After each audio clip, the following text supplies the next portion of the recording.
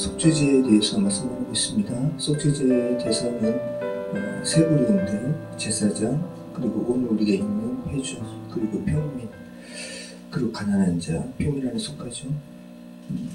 만일 이스라엘 온 회중이 여호와의 계명 중 하나라도 부지 중에 범하여 허물이 있으나 스스로 깨닫지 못하다가. 자, 그래서 속죄제 두 번째 종류는 이스라엘의 온 회중이 죄를 범했다가 깨달았을 때 드리는 제사라는 거예요. 그래서 속죄제사의, 회중의 속죄제사의 가장 중요한 것은 회중의 스스로의 깨달음이에요. 깨닫지 않으면 속죄제사가 아무런 소용이 없습니다. 어떤 의미가 없다라는 거예요. 그러면 안 깨달았으면 그럼 상관없겠네요. 이렇게 말씀하실 수 있겠죠? 근데 그렇게 하면 안 되죠. 죄가 그대로 있으니까. 그래서 하나님께서는 이스라엘을 하나의 회중으로 모시고 선지자들을 통해서, 그죠? 그 선지서의 말씀이 그거잖아요. 이스라엘의 죄를 너희가 모르느냐 하면서 계속 말라기 선지자, 미가 선지자 통해서 계속 말씀하시는 거예요. 깨달으라고. 그 범한 죄를 깨달으면 회중은 수송아지를 속죄제로 드릴지니 그것을 회막 앞으로 끌어다가 회중의 장로들이 여호와 앞에서 그 수송아지 머리에 안수하고 그것을 여호와 앞에서 잡을 것이요.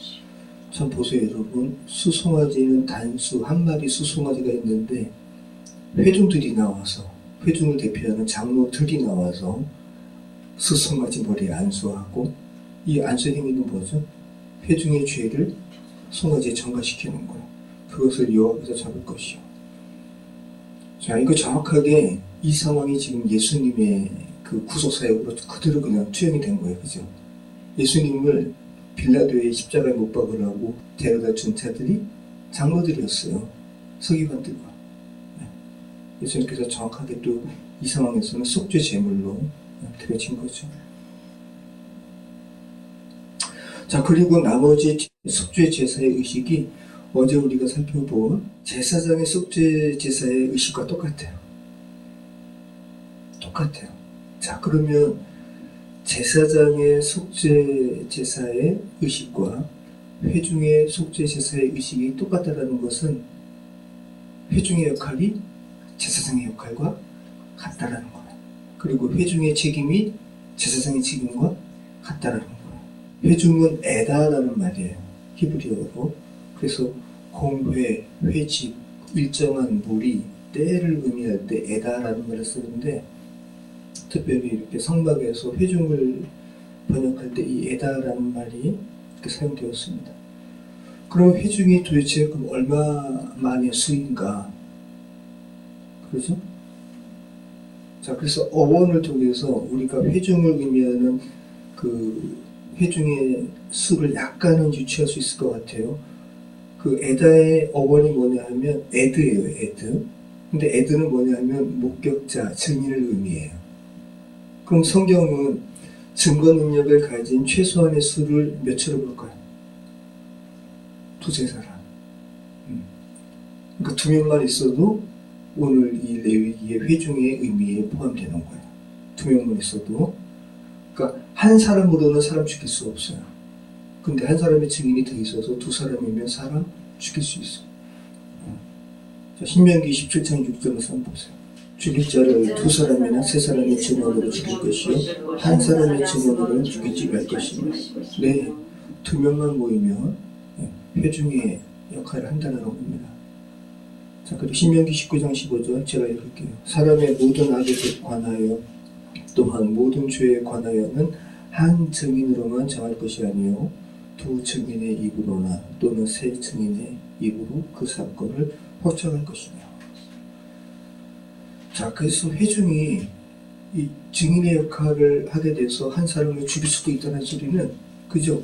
사람을 죽이고 살 그 권리가 회중에게 있다는 거예요.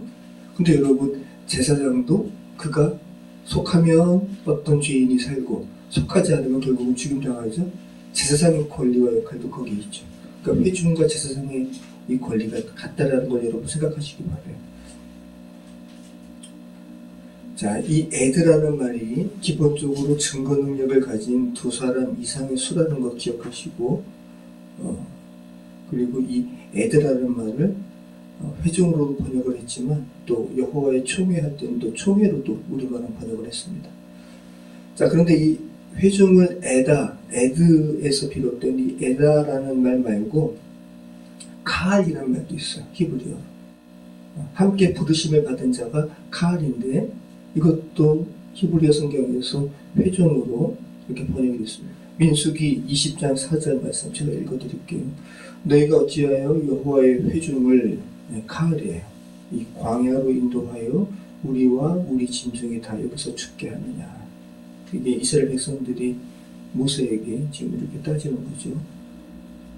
신명기 33장 4절 모세가 우리에게 율법을 명하였으니 곧 야곱의 총회의 기업이로다. 카알이에요. 함께 부르심을 받은 자들. 자, 그럼 이 카알을 헬라어에서는 뭘로 번역을 했을까? 에클레시아예요. 에클레시아가 뭐냐면 뽑혀서 나온 자들. 여러분이 지금 에클레시아예요. 그죠? 죄 가운데 있다가 정말 주님의 아담 와이크라라고 했잖아요. 죄로 인해 죽은 자들 이렇게 부르시는 거예요. 여러분은 거기 나와서 좀 반응하셨고, 그리고 속죄제는 그 나온 자들을 향한 그 제사의식이라는 거. 자, 에클레시아, 교회. 그래서 오늘 결국은 회중이 결국 교회까지 온 거예요. 그죠? 회중이 교회예요. 저와 여러분이 회중이에요. 그리고 저와 여러분이 사람을 죽고 살리는 권세가 있다고요. 그래서 종교개혁에 의해서 루터라든지 종교개혁가가 소수의 신부에게만 제사방이 있는 게 아니지, 성경이 말하는 바를 아무리 살펴봐도 야, 너희에게만 소수에게만 있다고 말씀하시지 않네. 그죠? 너희는 왕같은 제사장이요. 그죠? 야, 우리 모두가 제사장이구나. 이게 뭐예요? 만인 제사장. 성경이 여러분을 뭐라고 한다고요? 네, 제사장이라고 한다고요. 제사장. 그래서 오늘 제사장의 속죄제의 규례와 오늘 우리가 살펴보는 회중의 이 규례가, 속죄의 규례가 똑같다는 거 여러분 기억하시기 바라요.